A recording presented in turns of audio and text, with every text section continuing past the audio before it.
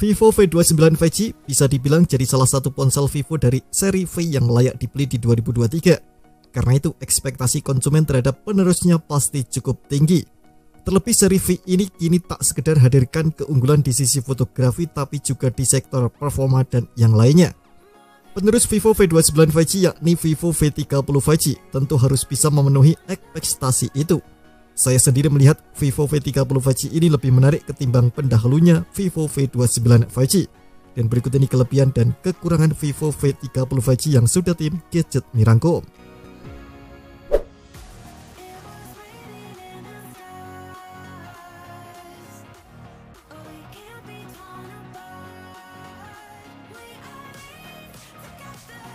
Desain Vivo V30 5G indah. Saya menyukai penampilan bodi belakang sang ponsel, khususnya varian warna Waving Aqua dan Bloom White punya corak khusus.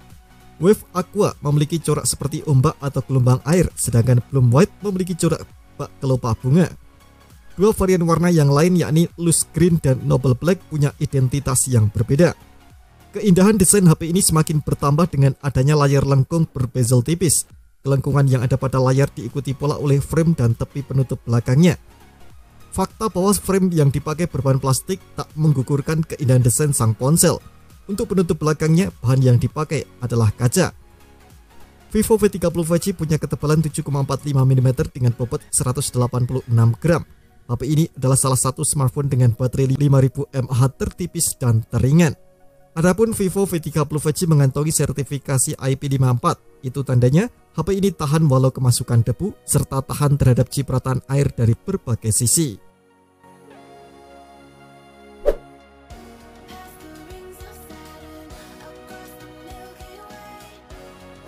Vivo V30 5G dibekali layar 6,78 inci dengan panel AMOLED resolusi 1,5K dan sudah mendukung refresh rate 120Hz.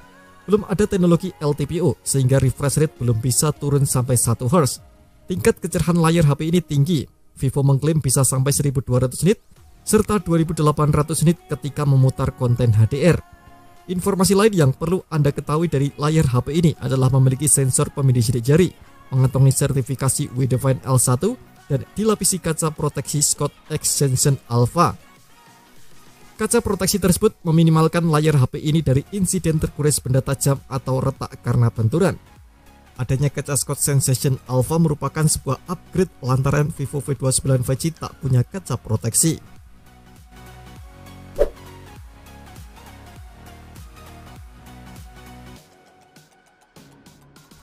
Vivo V30 5G menggunakan SoC Snapdragon 7 generasi ketiga.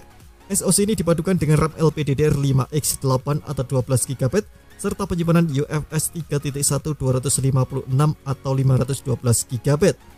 SoC rilisan tahun 2023 ini dibuat dengan fabrikasi 4 nanometer dari TSMC.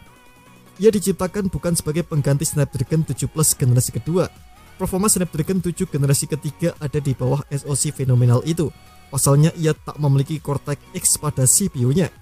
8 inti CPU yang dibawa berisi 1 Cortex A715 berkecepatan 2,63 GHz, 3 Cortex A715 berkecepatan 2,4 GHz, dan 4 Cortex A510 berkecepatan 1,8 GHz. Untuk unit pengolah grafis atau GPU yang dipakai adalah Adreno 720.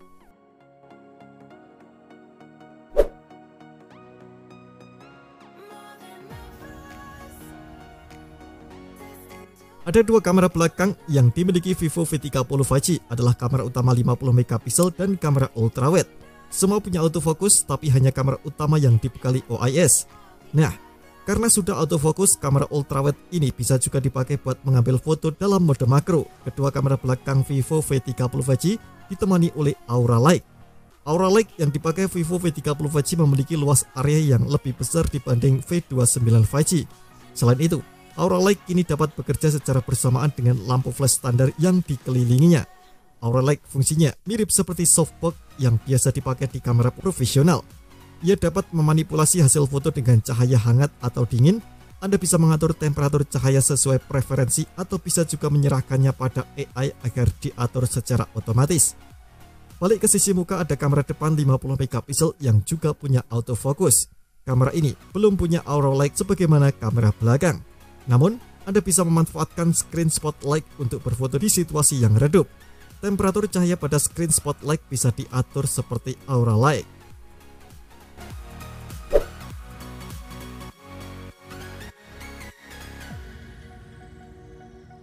Baterai berkapasitas 5000 mAh mengisi bagian dalam Vivo V30 5G. Kapasitas ini naik 400 mAh dari baterai yang digendong Vivo V29 5G. Maka secara teori, Vivo V30 5G bisa menyala lebih lama dibandingkan Vivo V29 5G. Ia masih didukung fast charging 80 watt sama seperti pendahulunya. Namun itu tak berarti buruk karena durasi pengecasannya tetap gesit. Diperlukan waktu sekitar 50 menit untuk mengecas baterai dari kosong sampai penuh.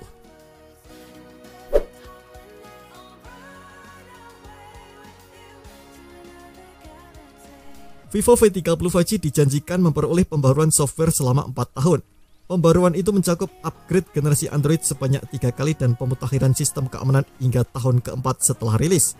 Saat rilis pada kuartal pertama 2024, Vivo V30 5G telah mengusung Android 14 berbasis antarmuka Vantage OS 14. Maka kelak HP ini bakal menerima Android 17 dan sistem keamanan terus diperbaharui sampai 2028. Jaminan pembaruan software selama 4 tahun ini sudah cukup panjang.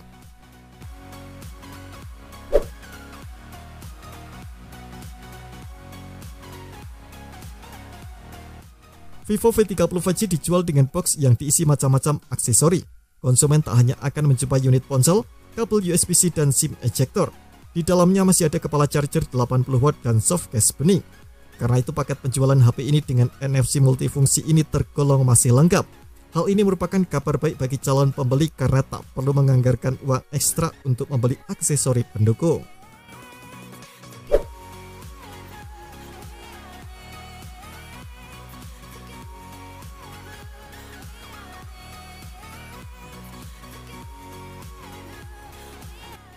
Vivo V30 5G belum dibekali speaker stereo. Speakernya cuma satu alias mono. Hal ini cukup disayangkan mengingat banyak HP di kelasnya yang sudah mengusung speaker stereo. Kualitas suaranya tentu saja tak sekeren speaker stereo.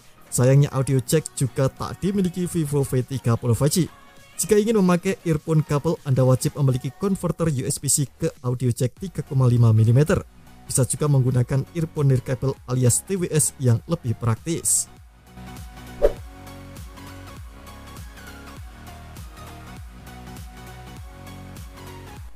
Vivo V30 5G tak punya kamera telefoto.